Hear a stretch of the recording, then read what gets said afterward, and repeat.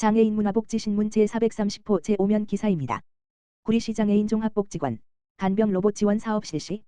구리시 시장 백경현은 구리시 장애인 종합복지관 관장 김재현 이 한국로봇산업진흥원에서 주관한 2024년 간병비 부담 경감을 위한 간병 로봇 지원 사업 공모에 선정되어 총 1억 2천만 원 규모의 하지 로봇 재활 서비스 구리시 장애인 보행 훈련 증진 프로젝트를 실시한다고 밝혔다.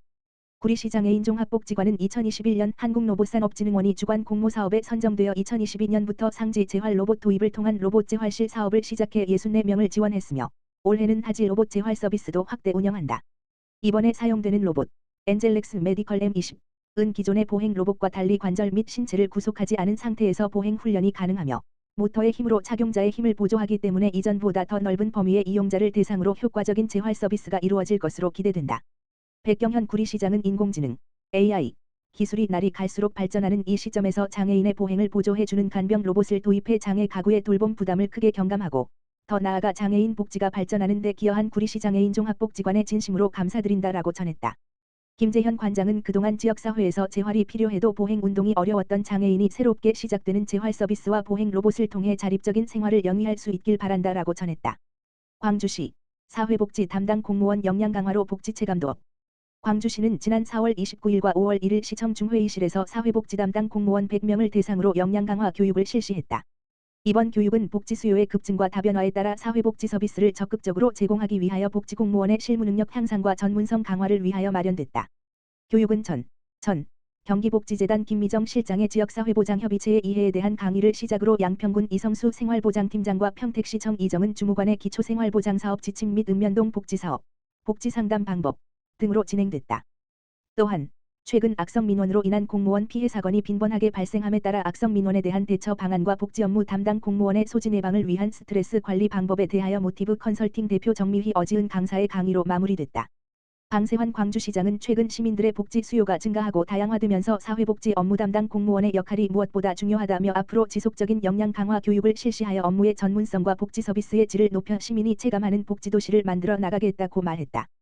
광명시 소하이동 지역주민 문제 해결 위한 민관 협력 지원 체계 마련. 광명시 소하이동 복지돌봄팀이 복잡한 문제를 가진 지역주민의 문제 해결을 위해 민관 협력을 통한 다각적인 지원 체계를 마련해 시행하고 있다고 28일 밝혔다. 소하이동은 최근 외부 유입이 많은 지역적 특성에 따라 적극적으로 사각지대 발굴을 진행하고 있으며 최근 발굴한 정신건강 등 복합 위기에 놓인 고난도 사례를 민관 협력을 통해 적극 지원하고 있다고 설명했다. 적극적인 사례관리 지원을 위하여 경기도 발달장애인 지원센터 등 20개 민관 기관 30여 명의 전문가 의견도 수렴하고 있다. 이를 통해 성인 발달장애 자녀 양육의 어려움을 호소하며 과도한 복지 서비스를 요구하는 가정에 대해 근본적인 원인 분석과 복지 서비스 조정 등 지원 계획을 수립했다. 또 소하이동 통합사례관리사를 중심으로 의사소통 창구를 일원화하여 관계기관 간 서비스 중복과 대상자 관리 혼선을 예방하기로 했다. 발달장애 자녀의 공격적 행동 감소를 위해 경제적 어려움으로 치료를 포기하지 않도록 소하이동 행정복지센터는 경제적 지원을, 경기도 발달장애인 지원센터는 가정 맞춤 전문기관을 연계하는 협업으로 가정의 위기를 낮춰가고 있다. 알코올 중독 상태에서 빈번히 자살 시도를 하는 사례에 대해서는 각 관련 전문기관이 중심이 되어 심층적인 논의를 진행했다. 정선자 어울림 상담 코칭센터장은 이 사례는 확실한 강점이 있는 사례로 정서적 아픔을 겪을 일이 많았음에도 불구하고 지금까지 버텨올 수 있었던 힘에 대해 인정해주고 내재한 많은 강점을 끌어낸다면 충분히 회복될 수 있을 것이라며 강점 관점으로 대상자를 바라보는 것에 대한 중요성을 강조했다. 사례자는 현재 자살예방센터와 연계되어 전문 상담을 받고 맞춤형 공적급여로 기초생계가 보장되어 희망이 생겼다며 스스로 단주의 기간을 늘리며 자활 의지를 보일 정도로 호전됐다. 소하이동 정수영 복지돌봄팀장은 어려움을 겪는 지역주민의 진정한 회복을 위해서는 공적기관의 지원과 더불어 전문성이 바탕이 되는 민간기관과 긴밀한 협업이 필요하다며 민관 협력을 강조했다. 소하이동 행정복지센터 복지돌봄팀은 민관의 긴밀한 협력을 통해 지역사회 변화에 발맞춰 복합적 문제를 가진 지역주민의 어려움을 줄이기 위해 노력할 계획이다. 구리시 2024년도 구리시 장애인단체 소통 간담회 개최. 구리시 시장 백경현 는 지난 2일 관내 한 음식점에서 2024년도 구리시 장애인단체 소통 간담회를 개최했다. 이날 간담회는 박순직 구리시 장애인단체 총연합회장을 비롯해 13개 장애인 단체장과 관계 공무원, 단체 수행 인력 등이 참석한 가운데 진행됐다.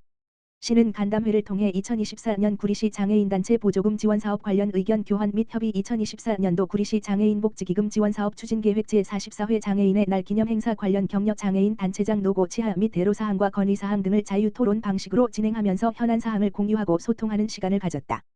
백경현 구리시장은 장애인단체와의 간담회를 수시로 실시하여 애로사항을 청취하고 소통을 통해 장애에 대한 편견과 차별 없는 함께하는 행복도시 구리시 만들기에 많은 관심과 적극적인 지원을 아끼지 않겠다라고 전했다.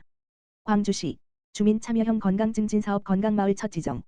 광주시는 초월읍 용수 1, 2를 건강마을로 지정해 주민들과 적극적인 소통을 통한 마을 맞춤형 건강증진사업을 추진한다. 광주시 동부건강센터는 지난 30일 방세환 광주시장을 비롯해 마을 주민 등 50여 명이 참석한 가운데 초월읍 용수 1, 2 마을회관에서 건강마을 현판식을 진행했다. 건강마을 특화사업은 보건의료 서비스의 접근성이 낮은 동부권 주민을 위해 마련된 마을 맞춤형 건강증진 사업으로 생활터 기반 건강생활 실천을 통해 주민들의 건강관리 능력 향상과 건강환경 조성을 목표로 한다.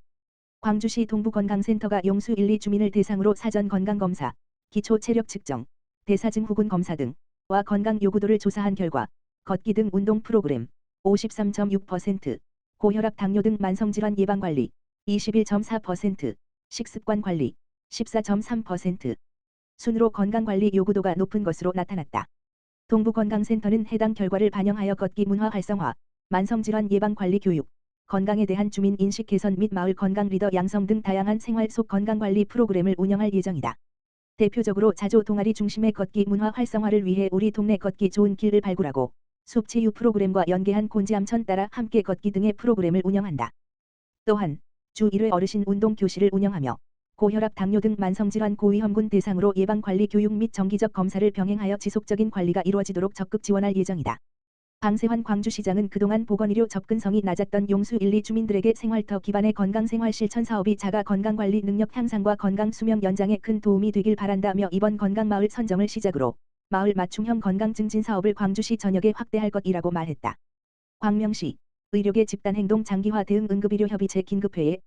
광명시 시장 박승원은 30일 정부와 의사단체 갈등 장기화에 따른 의료계 집단행동에 대응하고 응급의료 체계를 강화하기 위해 지역응급의료협의체 긴급회의를 개최했다. 이번 회의에는 광명시 보건소장을 비롯하여 광명소방서, 광명경찰서, 관내 병원급 이상 의료기관 관계자 총 12명이 참석했다. 참석자들은 이날 회의에서 기관별 응급의료 환경을 공유하고 협력 사항을 논의했다. 또 신속한 응급환자 이송과 처치를 위해 관계기관 협조체계를 구축하는 데에 의견을 같이 했다. 중증 응급환자 이송 공백 방지를 위한 중소병원 한차 처치 협조 요청 등에 대한 의견도 나눴다. 이현숙 광명시 보건소장은 응급의료기관, 소방서, 경찰서 등 관계기관과 유기적인 협력체계를 구축하고 시민들에게 관내 지역병원을 이용하도록 권고해 응급환자가 적시에 필요한 치료를 받을 수 있도록 하겠다고 말했다. 참석 기관들도 기관별로 시민의 의료 이용 불편 최소화와 의료 공백 방지를 위해 시를 비롯해 지역 의료계와 소통하고 협조할 것을 다짐했다. 한편 광명시 보건소는 의료 공백을 방지하기 위해 비상진료대책 상황실을 운영하고 있으며 시민 의료 이용 불편 최소화를 위해 문 여는 의료기관 정보를 시청과 보건소 홈페이지에 안내하고 있다.